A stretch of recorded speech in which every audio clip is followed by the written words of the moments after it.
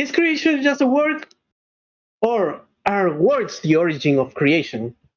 Which mold do I fit in this universe of psyche, myth, and symbols? Well, I think we, each of us, hopefully breaks the mold when we are born. But there are definitely some things that we all share. Let's confront your trouble. Make conscious the unconscious. Hi, this is Josh. And this is Santi. Welcome to the Mind Quest.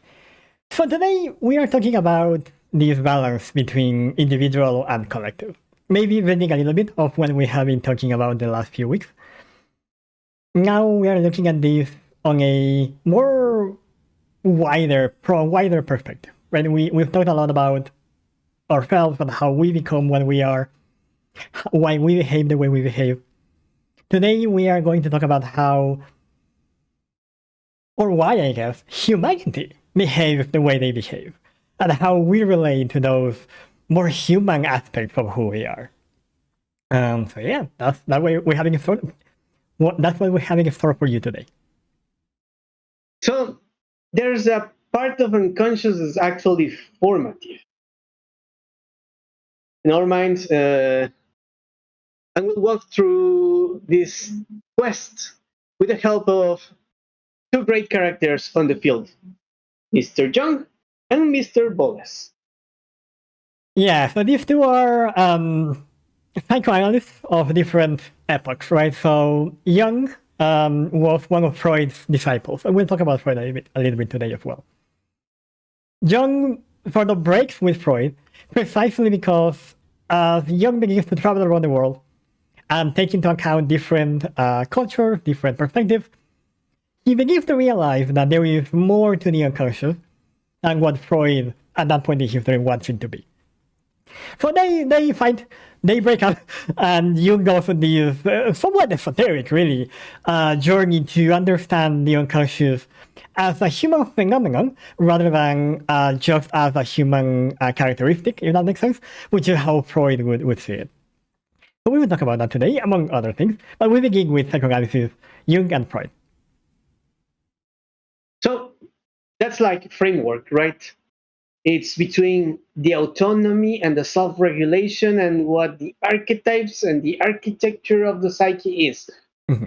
But we also cover, well, the archetypes and the relation to find out if psychic forms and inherit or are formed like inherited or relationally.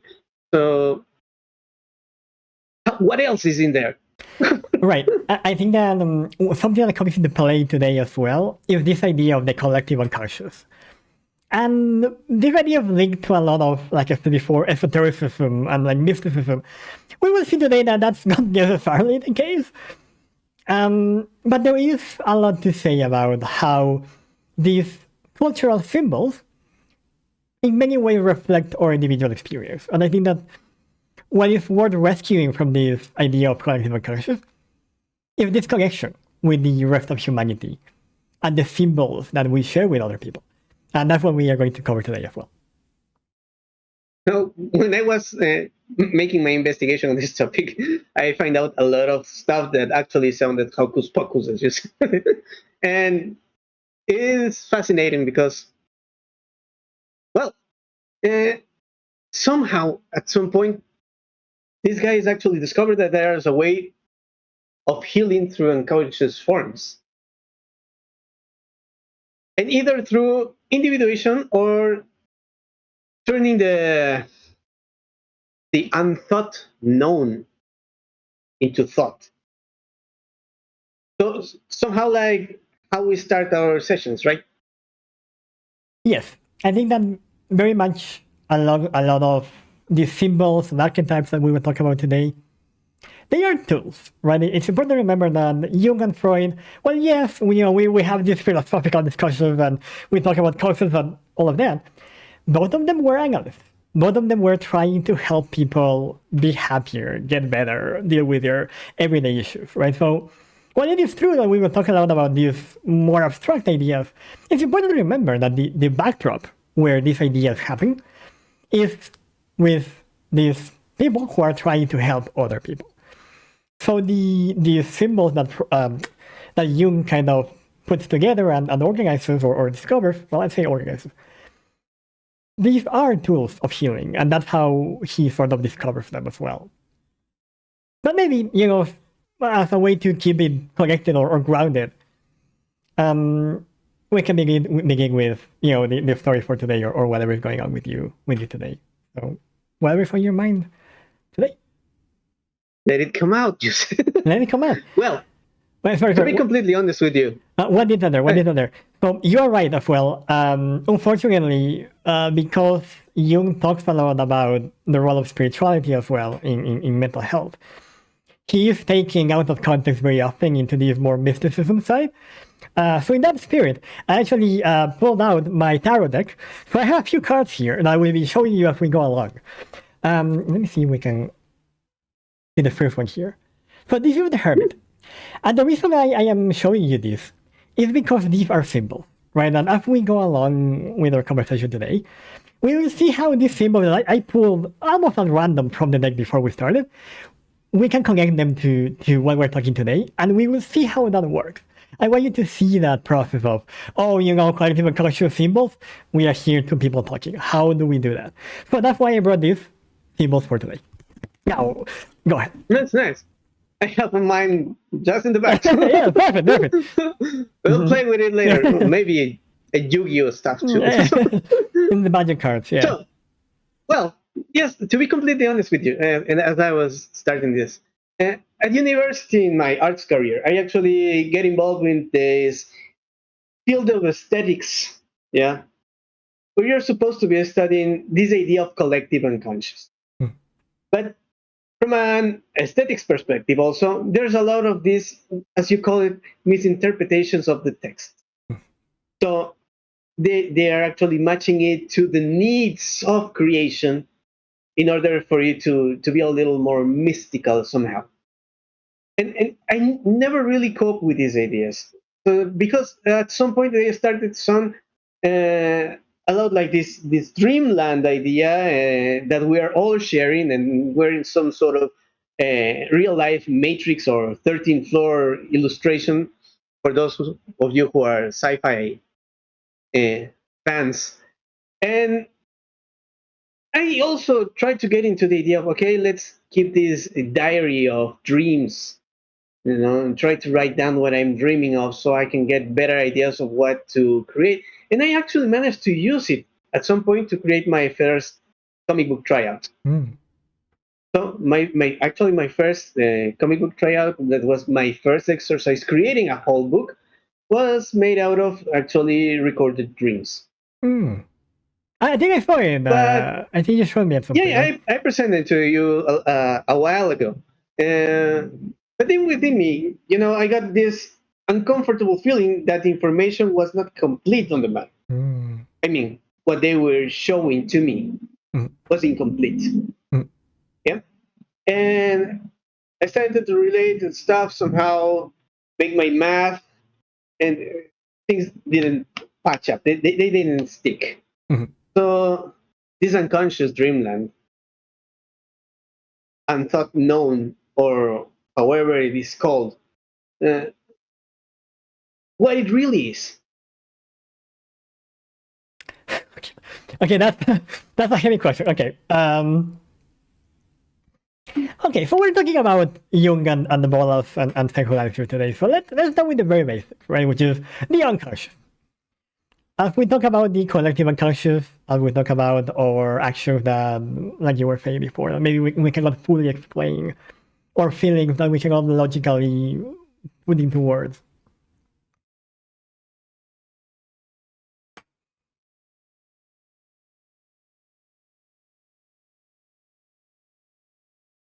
So, what Freud discovers is that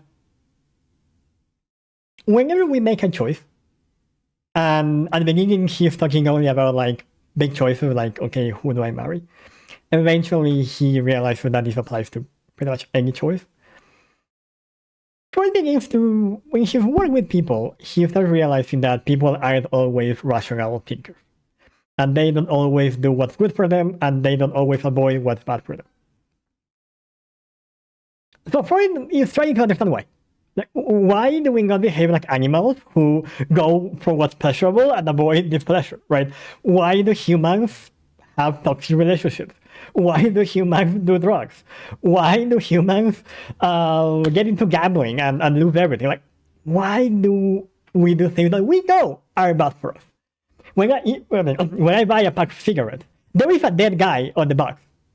I'm still pulling out the cigarette. Why? This is not logical. So this is what Freud sort of is trying to understand.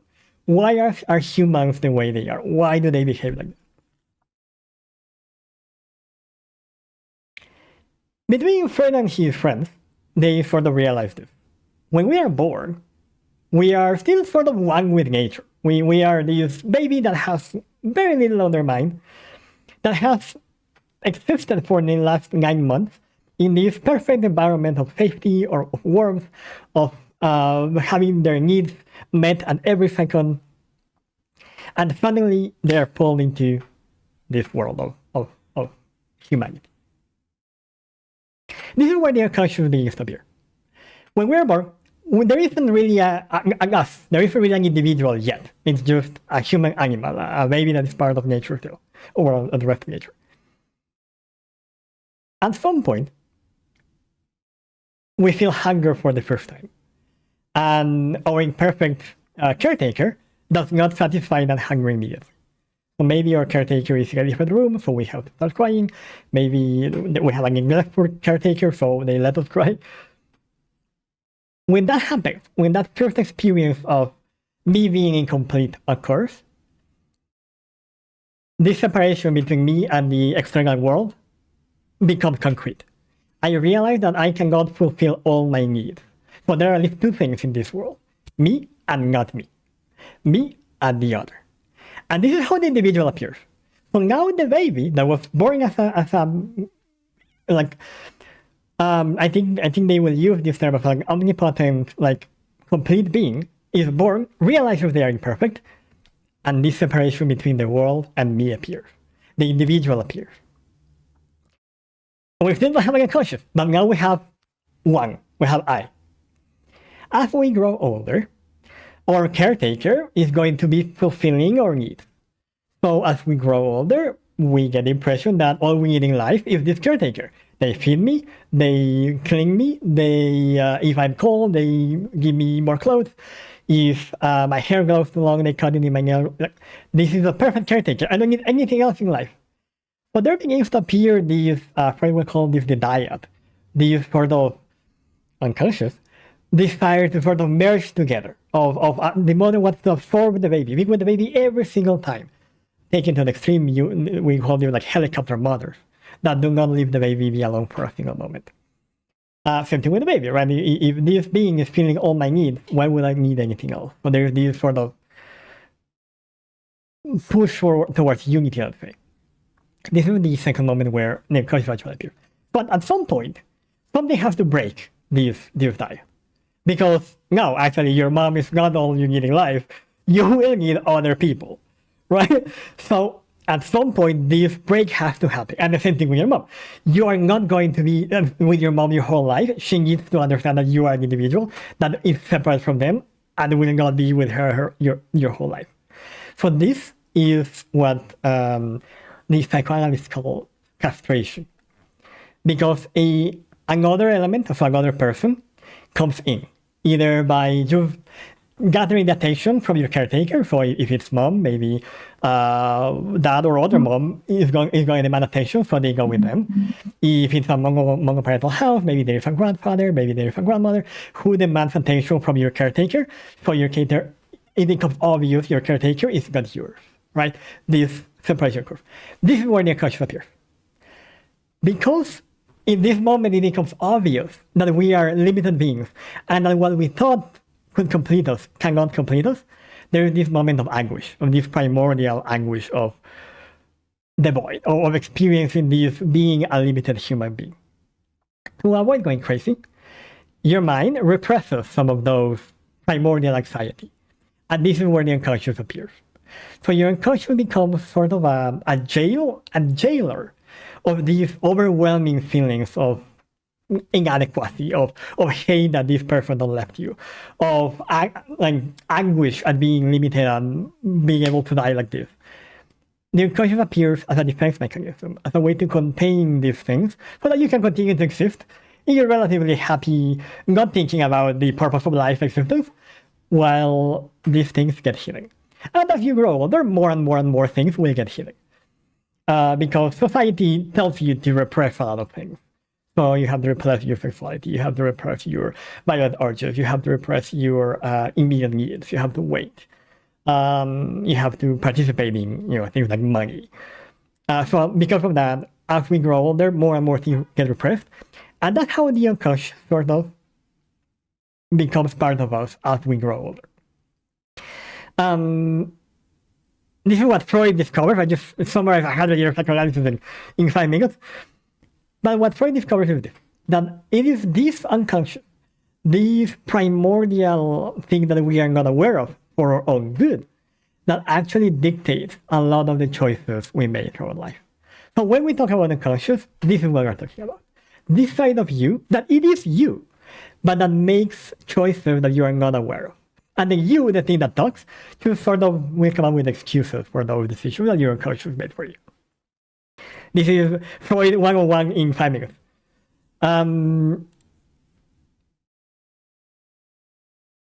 Eventually, Jung further realizes that this unconscious goes beyond our individual experiences. And that there are things that we repress or that belong in our conscious in our condition as humans.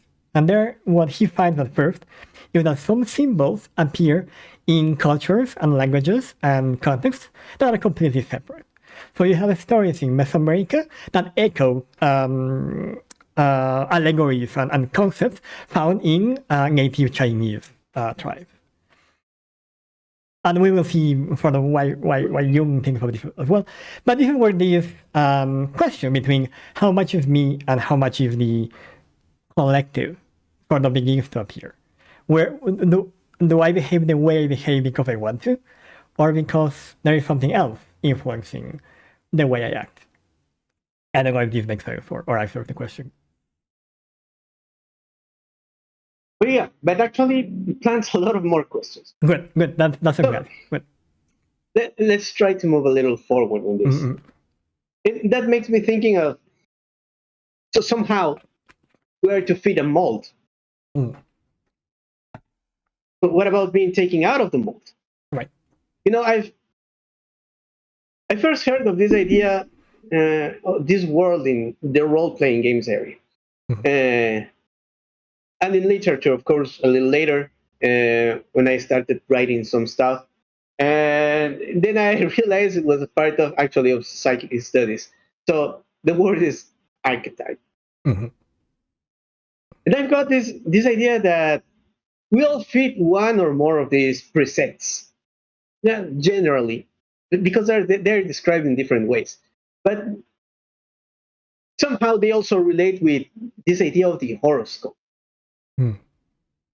Yeah, it doesn't matter in which one you want to believe, or find a close relation with the Greek one or the Egyptian one or the Chinese, whatever.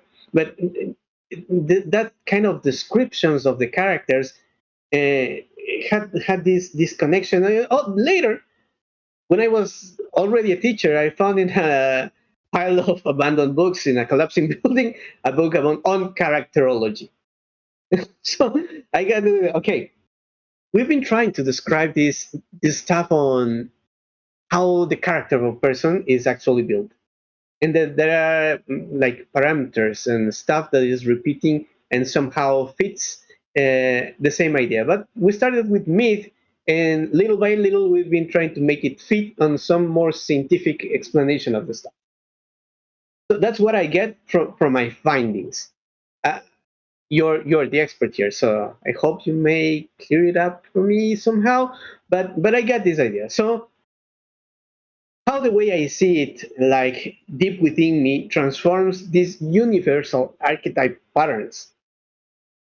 Am I allowed to present my own archetype, like homebrew it, as we do in games, or is it that No, you're fitting this square or this cube. Maybe you got more dimensions to it, and that's it.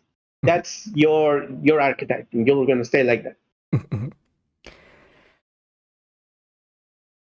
So this is, I think, when we look at things like characterology, like the horoscope, like the tarot, like even I would say even like psychology, like personality test, psychometric test.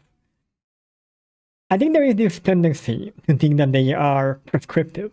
So that if you are Aquarius, you will behave in this way, or that because you are INFP, you will behave in this way.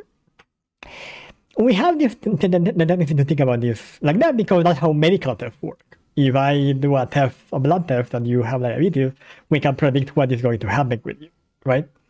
Those are prescriptive. These tests or these ideas are descriptive.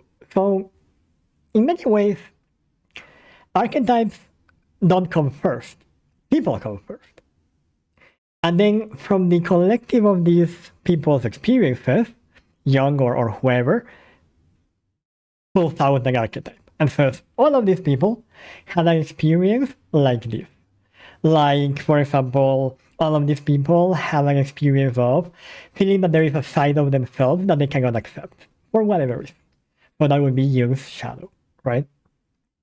But exactly what that shadow is different from person to person, right? So for some people, that shadow may be aggression and anger and hate. For other people, that shadow may be insecurity and fear and a lack of self-esteem. For others, it may be like a lack of self-confidence. It will be their own self-doubt. So the archetype isn't there to describe you. It is there to help you describe yourself. Does that make sense? So in a way, you are expected to homebrew your own character. You are expected to look at the archetype of the shadow, of the animals, of whatever, and say, oh, okay, this is very, very strong to me. This speaks very strongly to me. Maybe animals and animals not so much. Maybe more about the shadow, and this is what makes sense to me. Again, going back to this idea of tools that we use rather than as recipes that tell you something about yourself. That is the kind of misconception. They don't tell you anything about yourself. They help you say things about yourself. Do you see that difference in the order of concepts, let's say? Same thing with psychometric tests. Like the point of a test is not to tell you something, it's to help you talk about yourself in a more structured, easier to communicate way. If you are watching TikTok and you think you have autism, good. Like, nobody knows you better than yourself. So there is a reason why you're thinking this. Having like we were talking last time, having the formal diagnosis is there to help you have more words to explain what's going on with you and receive support or whatever. The test itself doesn't tell you what you are. Do you see kind of the reverse here? So in many ways, like I said, thinking about these ideas of thinking of being different or breaking the mold, I say that in many ways, that's not like accident. That's kind of the idea, right? Because the whole point is that nobody embodies an archetype fully. So the archetype will never be able to describe you, but you are able to describe yourself using some of the archetype traits. I don't know if these maybe relate to that idea of the mold and homebrewing your own archetype. Yeah, well, it got me on the idea that, but I'll ask you why there, why then we are like pulled to actually use it the other way. So instead of looking at ourselves, we are trying to match the description instead of, oh, I've got these elements, instead of I am that guy. But going through that territory, you know this about the knight in the shining armor. Yeah, I'm quite sure it's an archetype somehow. Yeah, It is. that As you can tell, we have a universal symbol as well. So not so long ago, I used to identify myself as this, and it caused me a lot of trouble trying to connect with the idea of the knight in the shining armor. But because it was sickening to be always in the need to find the damsel in distress and save her. Uh, and now that we've talked about how archetype actually is, I wonder if this is actually an inherited or if Mm. it's some affective relation that we got with the world. Because we never talk about it. I must say, between my father and my grandfather, oh, both from the same side of the family. But both of them used to have this issue on trying to save the damsel in distress. Mm. Not not by me. I mean, wasn't talked about.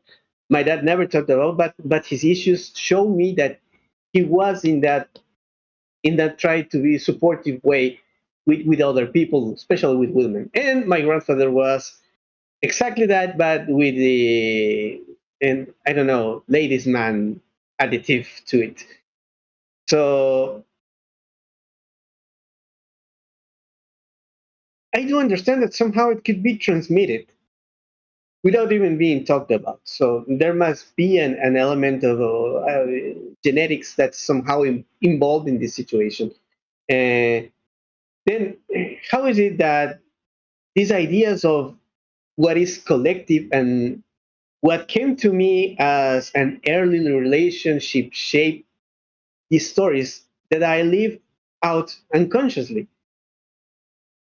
Am I making any sense? I mean, like, am I somehow forced into this because I get a predisposition to it on a genetic level, or is just that it is all exemplification of how my family worked that pulled me into that? Mm. So last week we talked about this idea of um, sort of culture and what can be inherited. And we talked about how, and character, sorry, character and what is inherited and what is cultural, right?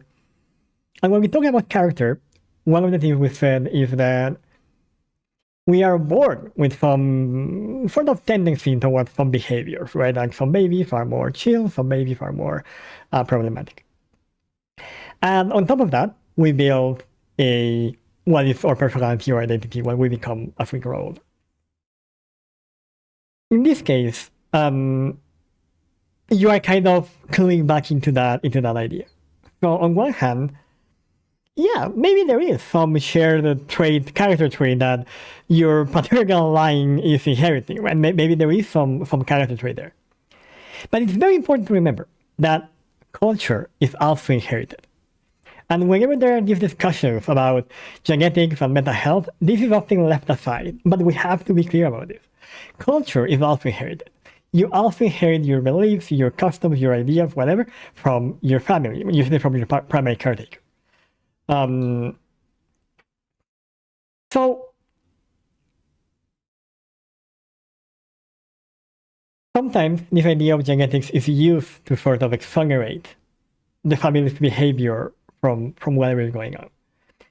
That is not how it works, right? Like we have to be very clear that yes, there is a genetic component, but it is like people that transmit culture from one generation to the next. And sometimes it can be very explicit, right? Sometimes there are very explicit oral lessons that we learn as we are growing older, right? Like, I don't know, like be respectful to your elders, like whatever. That are not genetically inherited, but are culturally inherited. But I think the thing with cultural inheritance is that it can go beyond sort of your immediate environment, right? Like whenever you pick a book and written 300 years ago, and you still resonate with the story, or you still laugh at the jokes, you still cry because the character died. That is a connection that you're making culturally across time. Whenever you see a piece of art painted 300 years ago, and you're still moved, and you're still curious, and you're still impressed, you are inheriting something culturally now from 300 years ago. So that's also important to remember, right? That you are not trapped to the culture where you are born, like your genetics, right? Your genetics are the way they are, but the culture that surrounds you doesn't have to be static and doesn't have to be static in 2025. Maybe 100 years ago, yeah, I mean, Freud had to travel a lot around Europe, right? Like nowadays, if you want to learn about China, download Xiaohongshu and have fun looking video in China, right? Like there is very much now, especially this cultural, I would call permeability, where your environment is also informed by a global culture that you kind of choose. So yeah, so those two things.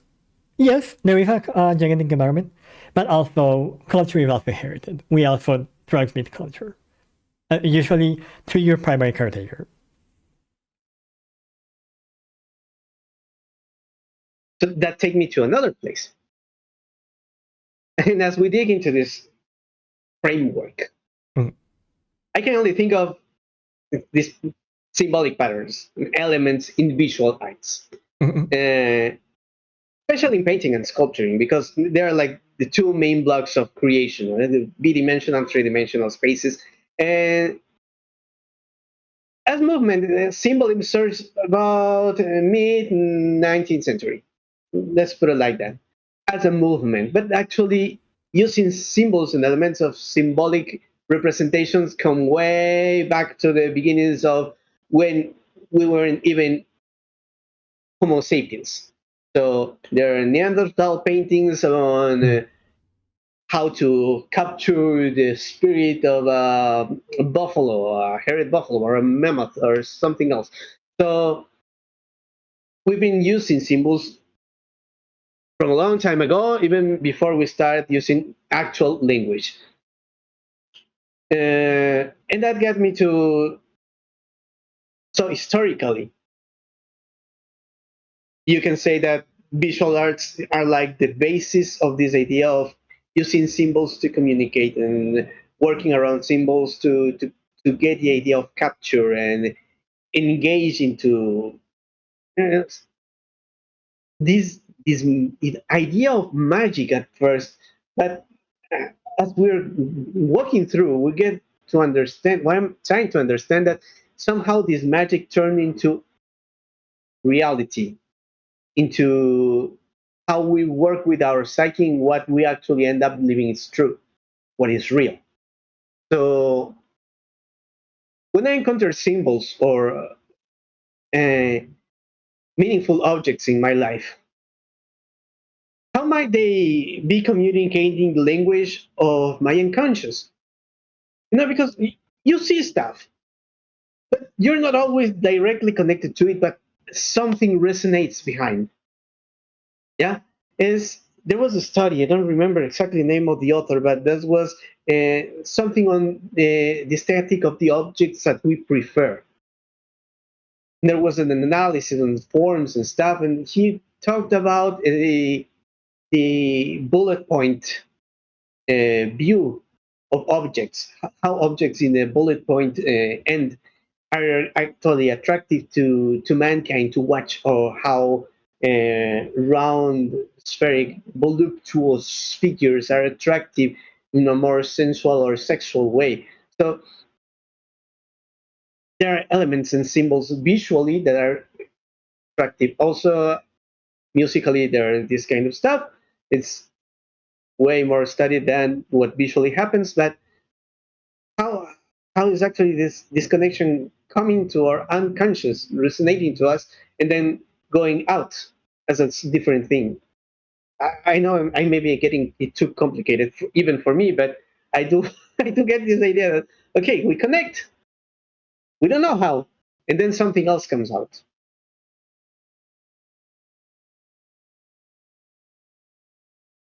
I think this is a really good question. Like, what is that point of connection that sort of transcends, like we were saying before, like time or whatever, right? When you were saying this idea of the Neanderthal cave people painting the spirit of the buffalo, the first thing that came to my mind is that painting over there of my cat that I painted on my cat. And the first thing that came to my mind is, well, yeah, I will also try to capture the spirit of my cat in my painting. And I think that's a great example of how this connection happens. Yes, the symbol has a form, but the form is there to express a human aspect. Right? If there to express something about the person who is making that buffalo, who is making that cat. And that is kind of the thing that is common, let's say, to all of humanity, right? Like, we don't exactly know, for example, in the example we use at some point, like the idea of love, right? Like, I can define love, but it's not going to be exactly the same as your definition, and it's not going to be the same definition that Chad has, right? However, if we watch the romantic movie, we would probably both understand like why this is romantic and all the nuance behind it. Again, and the explanation there is that we don't connect with the word or with the symbol itself, but with the feeling or with the experience or with the reality behind that symbol.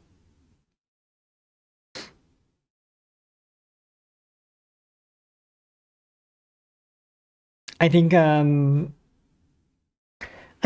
that could be interesting to clarify is what's a symbol to begin with. And the simple way we can define this is something that represents another thing. I think there is also this element of communication here, and you mentioned this idea of again, primitive beings and animals.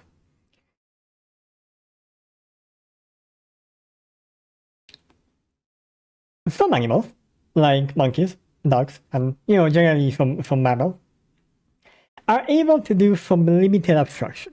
So, for example, there is this experiment with, I think it's a gorilla or a chimp, one of those, where they show them a miniature room of the room next door. They had a little banana there, and then they asked him to go find the banana in the real room. So this kind of experiment is meant to test the ability to abstract, to look at this miniature room, think of this as, oh, this is representing the big room, the banana is in the closet, and go actually do it. Another famous example is Coco the gorilla, which is the gorilla that was able to learn some sign language.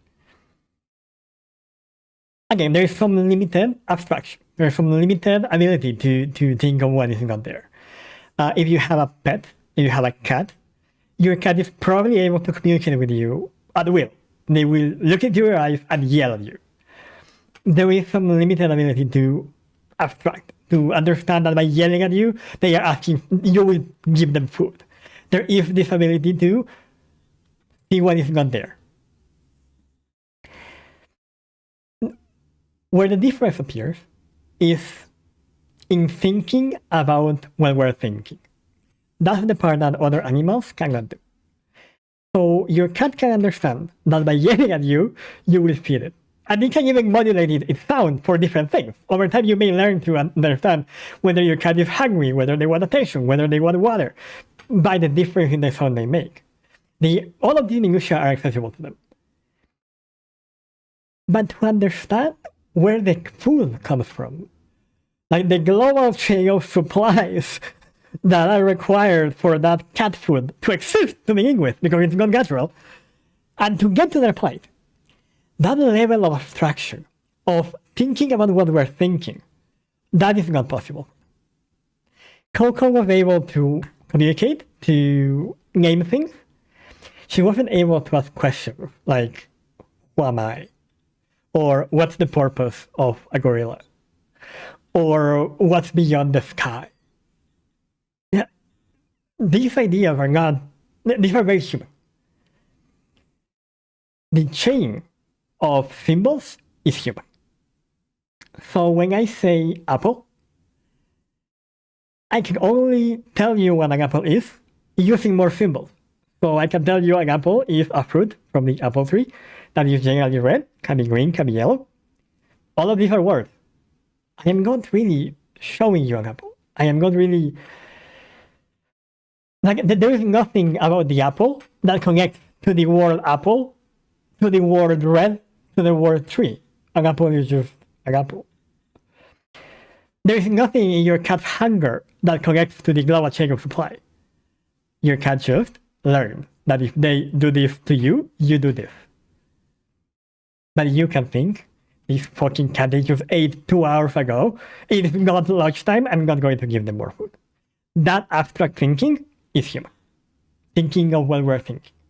Oh, I am thinking that I should feed my cat. But wait, I just fed him an hour ago. Oh, it's not feeding time. I'm not going to feed. Your cat is not trying to trick you. He just cannot think of all of this. It's just hungry. It has learned that if it yells at you, you feed him. So it's yelling at you.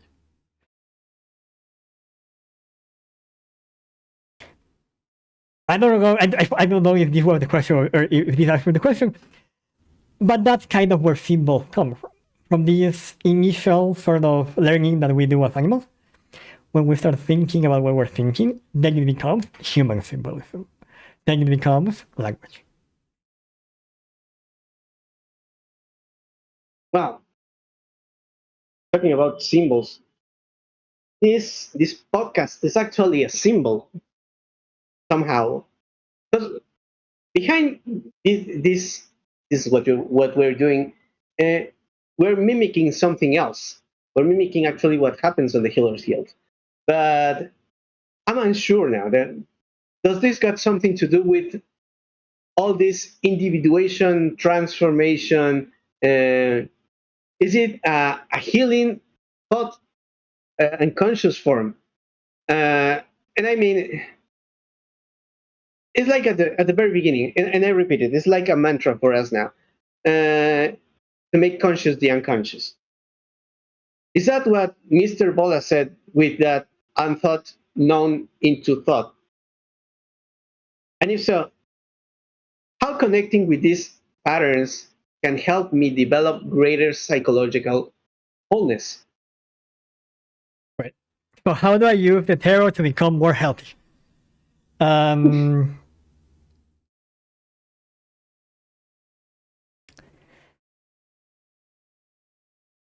So when the unconscious appears, we are kids.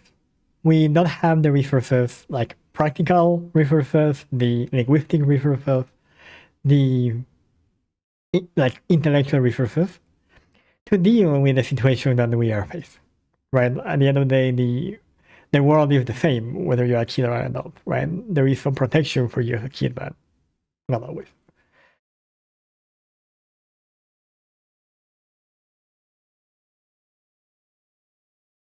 A lot of the things we learn as a kid are not healthy, right? So let's go back to this idea of a parent that is overprotective or excessively dominating or narcissistic or like whatever issue they have, right? As a means to survival, you may develop certain mechanisms to protect yourself. We talked last session about aggression, for example, as a defense mechanism. I know lying can be a defense mechanism. Withdrawal can be a defense mechanism. Right? So you will develop in some way. But you're a kid. So this logic that we have talked about today, all of these words about your conscious and Freud and the simple, like, those are not there. Like there is no way for a kid to understand these things. So rather than ideas, this becomes like a repetition, something that we do. So a typical example is a kid that grows with a mom that requires a lot of help, either because they are depressed, they may be addiction, they may just not have all the tools to be a great mom. If for whatever reason the kid needs to take care of that mom, they may develop this tendency to look for that in future relationships. So I keep finding broken people that I am trying to heal because that's what I learned. That's how I learned human relationships work. You suffer and I help you. That's my primordial model of relationship. But there isn't like a logical, like rational thinking here of, oh, because my mother was this way. No, it's just what you feel, it's just what you do. So this idea of making conscious the unconscious is very much a literal explanation of what we do. This idea of, okay, so this is the way you are, this is the way you have relationships. Let's try to figure out why. And the idea is that if you figure out why and understand that, oh, you know what? This kind of relationship is the relationship that I learned to have as a kid. It becomes a lot easier to voluntarily start making changes. Now that I realize this, now that I can put symbols to this reality of having unhealthy formative experiences, I can use my words to start changing things. So I can go to the Healers Guild. I can go to therapy. I can maybe talk to my parents and have some closure, right? Maybe what I need is to have a conversation. Say, hey, you were an asshole. I forgive you, but I just want you were an asshole, right? There may be different interventions depending on the situation, right? But the idea is that now you can do something.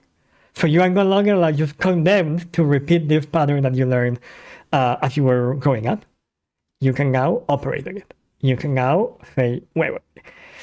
I know I like toxic people, but maybe I should try, I don't know, find a girl in church for a change instead of at a rave. Right? But to do that, you need to be able to speak. You need to be able to make conscious what's unconscious. And you do that by talking. Wow, that's actually a lot, and a lot to process, I think, because actually getting into that idea of connected with that inner you and exposing it out is not easy task. Sounds easy because they're just words, Yes. but as we well as I asked at the beginning, it's a matter of creating through the words. Yeah. One very important element here, something that is lost sometimes in the way modern psychology approaches therapy, is that talking itself is the healing act. It's not just about the answer. It's not just about like having the correct, okay, this is what I need to do.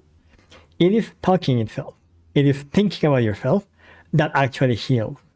So this is why it's important to, or rather, this is why the process of talking to somebody in itself is curative. Just talking to somebody when you're having a rough day makes you feel better. That's the idea. Unfortunately, a lot of other times nowadays, it is taking us, no.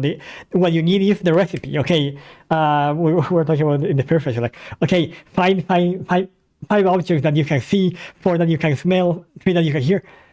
That's the answer. But that's not all. It is the process itself that is maybe even more valuable than the answer. Maybe by the time you reach by yourself to the conclusion of, oh, I should do this, you don't need it anymore. Because in the way, you found the answer that you were actually looking for. Does that make sense? A lot, actually. No, and it's connecting to me with the idea of actually making these drawing exercises we were talking about a long time ago. This like gymnastics for the eye-hand relationship, and the only way to connect with them is actually to do the exercise, not to watch them or watch somebody doing it. So complete sense. And yes, so I think it's important for all of us to actually connect with the idea that we need to talk.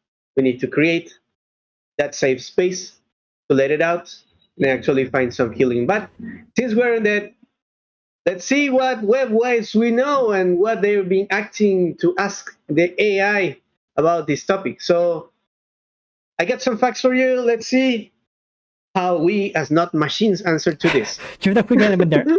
And you said something very important there. Like art is a form of symbolization as well. So a lot of, or rather, one of the most common human ways of working through your mental health and do this process by yourself is through art, right? So if you think of Van Gogh painting here depression, if you think of usually when you have in these mental health centers, you will have the clients do art of some kind. And the idea is that you have, for example, James Joyce, for example, and he's invented words. The idea is that if mental illness or this being different isolates you because of your symbols are different, like we were talking about last time, a solution to that is to create new symbols that you can then share with the community. So rather than you fitting into the symbols that are already there, you create new ones and share them with the community. So now you have become part of the community without losing your symbols. So that's kind of the role of art in all of this.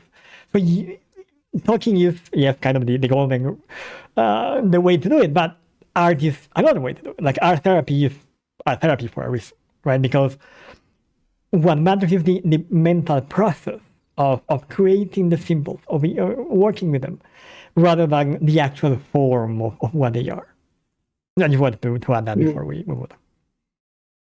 And also, I think on that matter, is it not also, as you said, repeating the mantras is not as useful as actually finding out your own. So it's not about repeating how to draw a mandala because you need to calm yourself. Actually, then creating something that will calm your own mind. Exactly. Like no mantra is going to be effective as your own mantra, if that makes sense. Like because that symbol will be completely yours. Right? Even if you were to tell somebody else, hey, this is my mantra, you won't be able to fully explain it because it's yours. And that's true for mantra that you receive as well. The last card I have here that I could show you is the devil. And I actually really like this one. What I like about this is that if you pay attention, the chains are not tightened around their necks. And it's this idea that it is not the devil that's keeping them there. It is themselves that they are there. They could just remove the chain if they want. But that is, again, another example of how symbols explain or connect to different people across time. These cards were drawn, 200 years ago? But we can still use them to talk about it today. Well, so let's see. We got this. So, does the collective unconscious mean we all share the same thoughts or memories? Okay, no. No. This is a common. That should be clear by now. This is a common misunderstanding, right? When we hear this idea of the collective unconscious, it sounds like we're talking like about the cloud, like an unconscious cloud where we upload our unconscious ideas. No, that's not what you're talking about. What you're talking about is that as humans, we have experiences that seem to be common to a lot of other humans. So this idea of the white knight that you talked about earlier, for example. So this symbol of a protector that sometimes through sacrifice even will protect seems to be common across different cultures, across different human groups, across different socioeconomic strata. That's what what Jung sort of comes up with. He realizes that this symbol appears independently in these different human groups. So he sort of concludes that what that means is that we all have experiences that are shared in some way. So my experience of wanting to protect somebody is similar enough to the experience of somebody in Western Europe that a similar symbol will speak to both of us. That's the collective unconscious. That there are traits in our unconscious that are collective to all of us, rather than there being an unconscious cloud that we download from. Like that. Yeah, that's a good question. Good question. I was thinking about this today as well. Like very important idea. Yeah, because it's easy to get into this crazy train on. No. Are we all at that level connected? Right. We're sharing dreamland somehow. Right. So this other one says, are archetypes basically stereotypes or character types? Okay, good question as well. No, they are not stereotypes because they do not apply to any group in particular. Going back to the idea that we said earlier, right? They are not prescriptive; they are descriptive. So it goes the other way around. First, you look at yourself, you find characteristics in yourself, and then you discover that this resonates with the archetype of the knight, of the mother, of the father, of whatever, animus, shadow, whatever. It's important to keep in mind that the shape that it has for you is also individual. So the way my shadow is will be different from the way your shadow is. But the archetype of the shadow is the part that we don't like about yourself, right? So archetype is not kind of the general concept, but you get there rather than it coming to you, if that makes sense. Yeah, sorry about that. Get police going around for some Oh, no, reason. we So, didn't. We didn't. well, now this one says, if archetypes are universal, where does individuality come in? Right. Yeah, kind of same thing. Same idea that we've discussed so far, right? Like, the thing is that archetypes are not universal. The experience is universal, and these experiences can take common forms, and those are the archetypes. But they are not always the same. So, for example, there is the archetype of the trickster, right? Here in Western culture, we may talk about, like, I don't know, Hermes. We may talk about foxes, a symbol of trickery. But we think in Japan, maybe they would think about foxes first before thinking about Hermes. Because foxes are a closer cultural symbol to Japan than they are to us here in the West.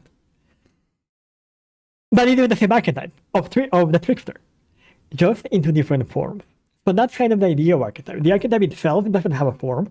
It takes shape based on the culture. So think about Ecuador, like the Chuyaquiteño can be an archetype of the trickster.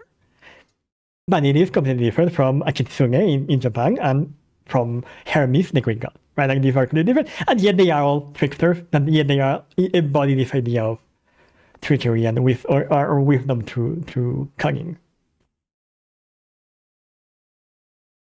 Yeah, actually quite different. Yes. But this one says, how do these ideas actually show up in real life? Not just in therapy or myths, because that's what we're seeing. Archetype, myth, or during the therapy, you're discovering that you're related somehow to this. Well, no, in real life, how they show up. They show up usually in the way we interact with other people.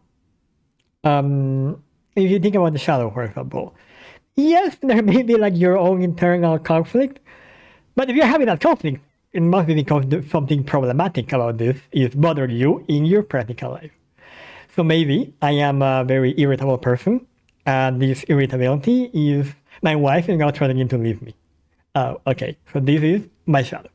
This dark side of myself is I am seeing it in this real life conflict of my wife about to leave me because of this aspect of myself that I don't like.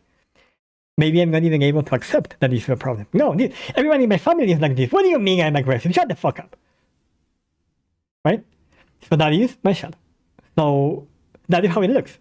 In therapy, it would look like, okay, let's talk about your life. Oh, you do this. What is the impact? But in real life, it's that moment, right? Yeah, like you were saying earlier, like it doesn't have to be like such a big thing, right? Maybe two other archetypes are the animus and the anima, right? The masculine and feminine energy. Okay, maybe I am going to a wedding and I will dress in a very like sharp tuxedo. I will have a haircut, short, like I can embody that masculinity. I can embody that traditionally being a man. But if I were in Japan, maybe a tuxedo would not communicate the same idea. If I were in a traditional Hawaiian wedding, maybe tuxedo not the same idea, right? Okay, so that's kind of the idea there. I don't know if this makes sense. Okay. And this last one. Can understanding archetypes or the unthought known really help me change? No. Like if what you're doing is like picking up a yoga book and reading it, that's not going to help. That is going to illusion that oh my gosh, I'm learning so much, I am so smart.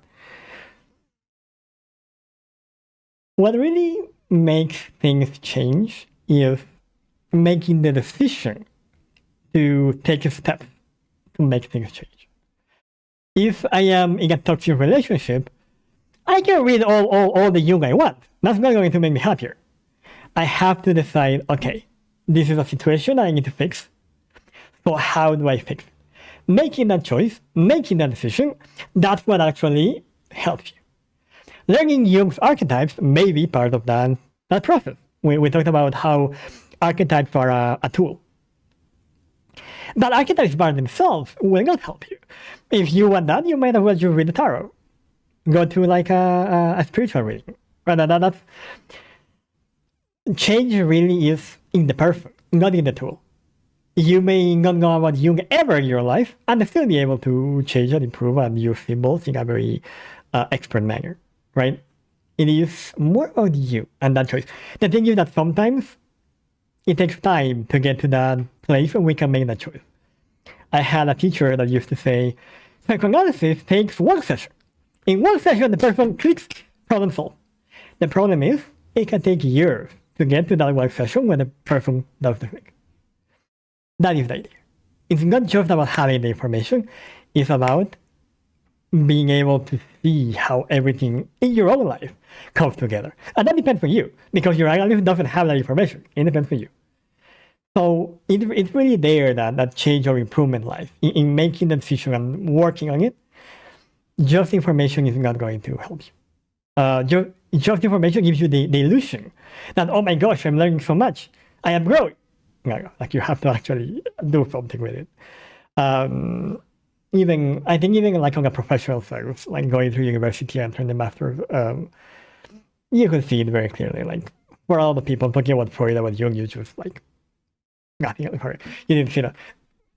Nothing else. Like all it's all about like filling their mouth with words, not about working, not about understanding, not about like we just did, like seeing how this applies to everyday life. Like I think it's very important to making that connection, right? Like very nice to talk about the shadow, very nice to talk about the Charlotte Wing and how she shows the shadow. Good. But what matters is you hitting your wife. That's the shadow that matters. What matters is you being the black sheep of your family. That being their shadow or yours. That's what matters. The abstract symbol itself, it's cool to understand, and it is a tool. But you have to choose to use the tool. Just having, I can have all the paints in the world. If I don't actually decide to paint something, it's useless. It's like that. So reading Jung is like buying the paint. Cool. You have to actually do the work. Does that make sense? Yeah, no, actually a lot. And that gets me to my last question. This comes from me because, I've been a teacher for several years. I've talked about this before, but there was something that was actually shown a lot in like modern approaches to education and how to reach conflicted students. And it was this NLP stuff, neuro linguistic programming. Yeah, that still sounds like an horoscope. It could somehow get into the swindle territory. Still behind it, and yet all we've talked about is about acquiring tools, finding out about tools that are useful, but you actually need to know or understand how to use them to actually have some results. So how we clear it out, because I think there's still a mystery shroud all over it that is mostly coming from misinformation on the data. Yeah. So you see the data outside, and they trick you to think that the information is enough for you to find out that what your trouble is. And they presented it like this a lot. So how we uncover this, how we clear it up for everybody.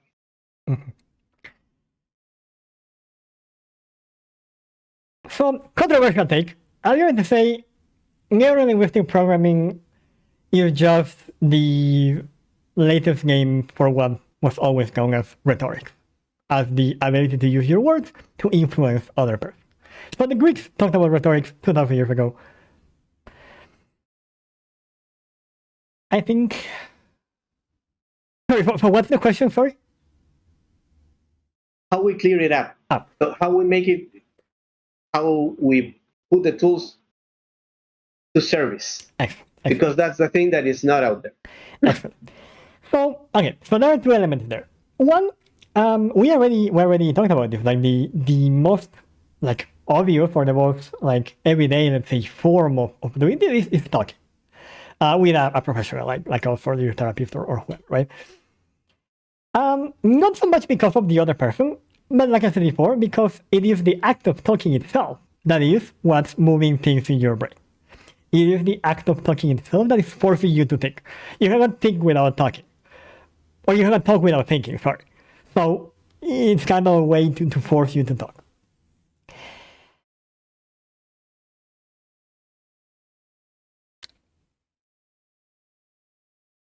Then there is this idea of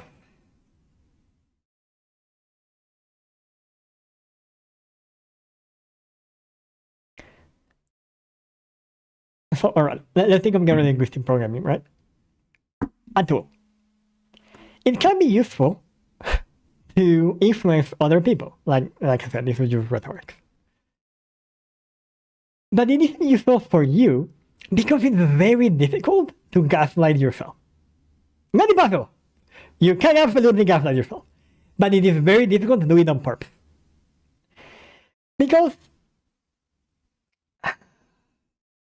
you know the truth. So if you try to convince yourself of something that is not true, it's like you can see this in people all the time. You can see people who will, read a book, see a commercial, talk to somebody, be like, oh my gosh, now I know. I learned neurolinguistic programming. I know how to get better. I'm going to get better. I'm going to change. That is why, right? This is why being a therapist does not mean that you are healthy, that you are that you are in perfect mental health. Because I like this example. Like your eye cannot see itself, right? Like you cannot use your eye as an instrument to look at your eye. Your mind is like that as well. It is very difficult to use your mind to look at your mind. Because there are a lot of like heuristics, like just things that we do automatically, that will get in the way. This is why another person that you're talking to is important. Because they do not have your heuristics. So whenever you, like we were talking last time about the idea of commitment, and commitment with your values and commitment with people. It is very difficult for you on your own to stop and ask that question. Are these two commitments the same? But for somebody who's hearing your story, it's easier to come up with that question.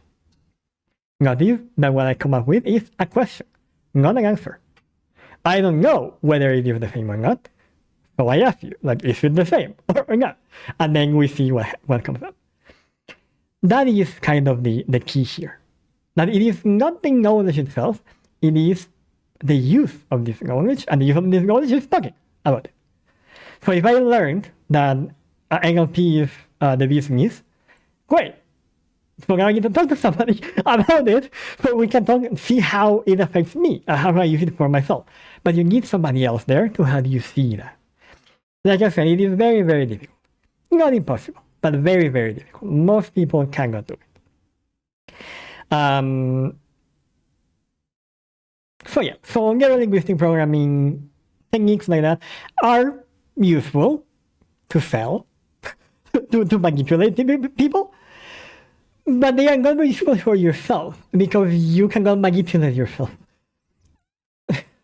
Very, very, very difficult to do it. Sounds like you need to be quite clever or quite stupid to actually do it. Yes.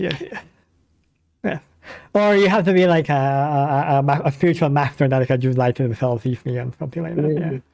Separate your mind from your mind so you can affect your mind. Exactly, well, like that. Like for regular people, no, like it doesn't work. That doesn't mean that you have to go to therapy either. Like a friend or family can do that. But you need somebody else. You need somebody who can see and who can give you ideas and who can come up with questions. Again, the most important thing is not the answer, it's the question. Well, that means now is your turn to find out how to walk the path, archetypal or relational, the pattern to unveil your inner greatness. Thank you very much for coming out here, Sandy-chan. Please don't forget to follow us on YouTube, Twitch, any social media. If you want to talk to us, we are around there as well. Thank you. Thank you for coming. Thank you, everybody, for coming out today. Until next time. Bye-bye. Peace out.